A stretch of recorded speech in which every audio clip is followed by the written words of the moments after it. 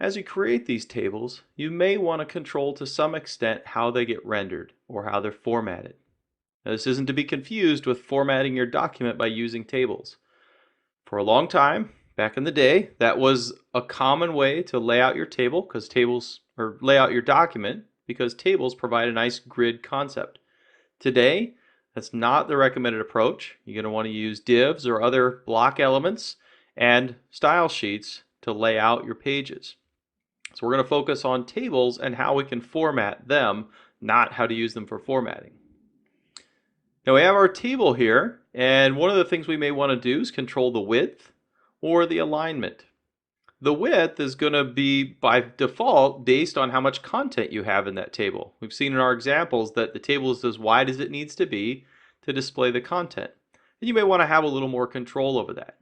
Likewise, you may not want the table to be left aligned on the page. You want it to be centered or right aligned. And we can do that as well. You'll notice the asterisk here on the alignment. That is deprecated. So while it's available in the XHTML and HTML4 loose or transitional specs, it will fail validation in the strict, and you're expected to use style sheets for that.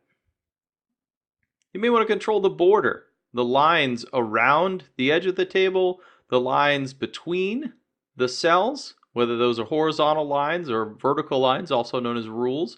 You may want to control those as well in terms of how thick they are, what they're rendered or how they're rendered, which ones are rendered.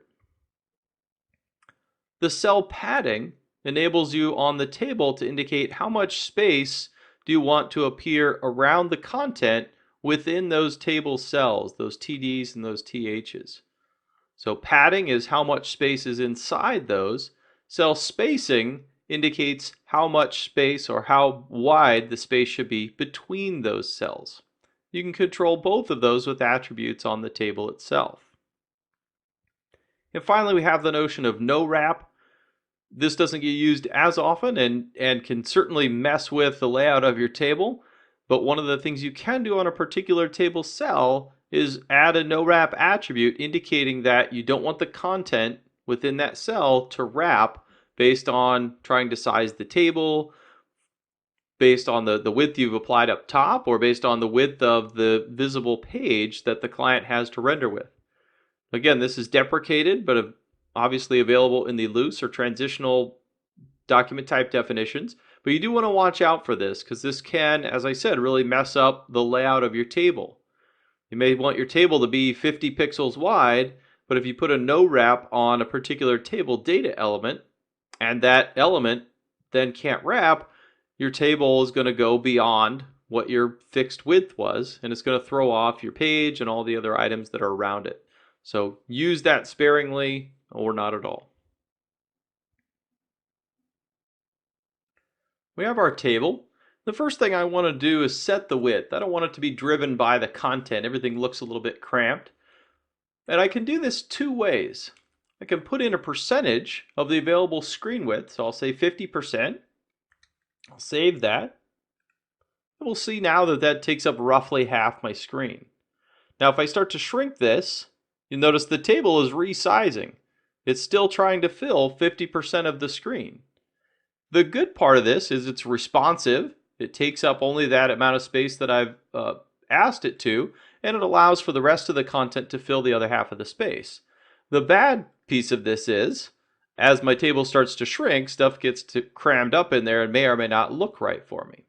So percentage is one way, but I could also use pixels. So I could say 250 pixels here. Save that. And now I have a fixed size. And as I start to change, you'll notice now it's a fixed width. It's not changing as the screen changes. So I have a concept of how wide that thing is going to be. So we can do 350. And we could also use the M's and look at that. And again, we have a fixed width now for our table so that it's going to stay the same size no matter how big the window is. So you can choose whether you want to use percentages or these fixed widths as well. Also, I don't like the fact that it's left aligned, so I'm going to use the align equals center. And remember, I'm using the transitional XHTML doc type here. So while this is deprecated, because I'm using the transitional or loose, it's valid within my document to use that. And so now the client understands that I may be using that. It's going to render that centered left to right within the page. Again, you can achieve the same thing with styles, especially want to do that if you're using the strict document type definitions. Now let's look at the border. I had this on here just to kind of highlight things. I set the border equals 1. We could set the border equal to 5, and we'll see that if we re-render, the outside border is much thicker now. So we see that it's 5 pixels wide, whereas the inside still has these small borders.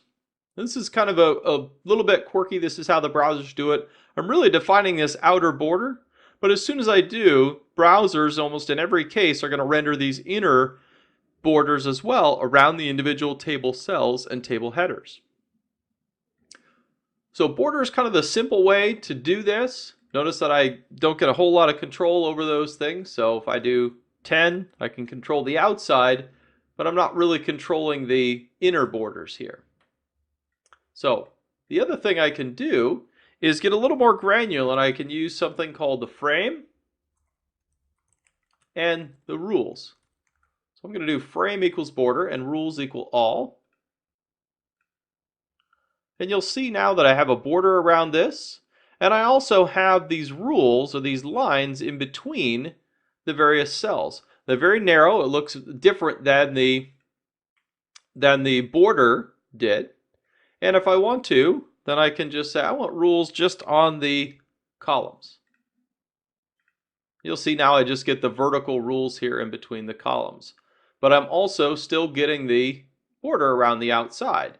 And if I want to, I can set rules equal to none. And then I just have the border around the outside.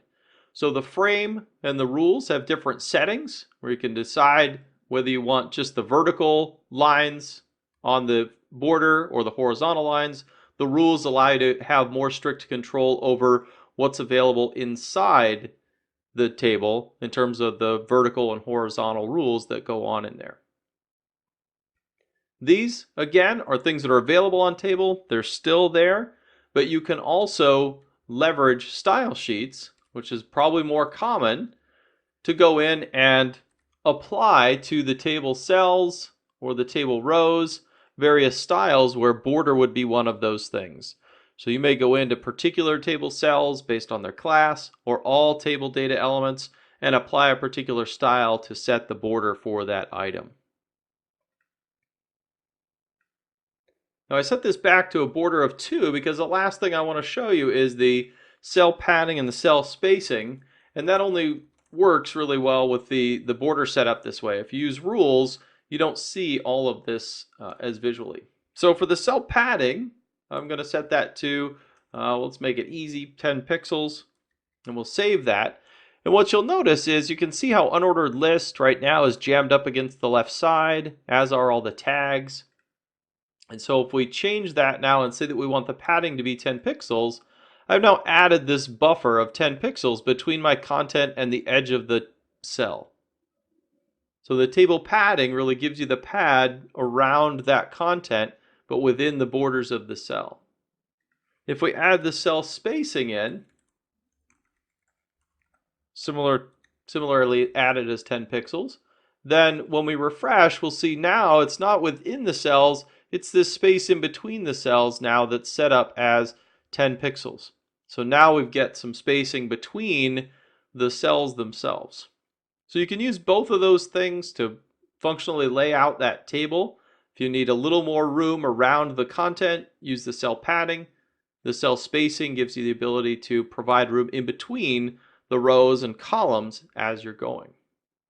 Now note that even though this particular table data element spans 2 rows, so we don't see it in between there, it still applies the right spacing and still lines up correctly along these items based on the cell spacing and cell padding, because this is treated as one cell as it was declared in the document.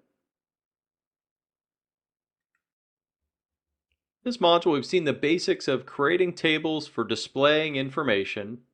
We've seen how to create headers, footers, and the body, and how to use those table cells, whether it's a single cell or it spans rows or columns, to show the particular data and to provide that structure. You want to use that caption for the visible title of your table and the summary for a detailed summarization of what's in the table to help those folks who are viewing your site with assisted devices or other kinds of clients.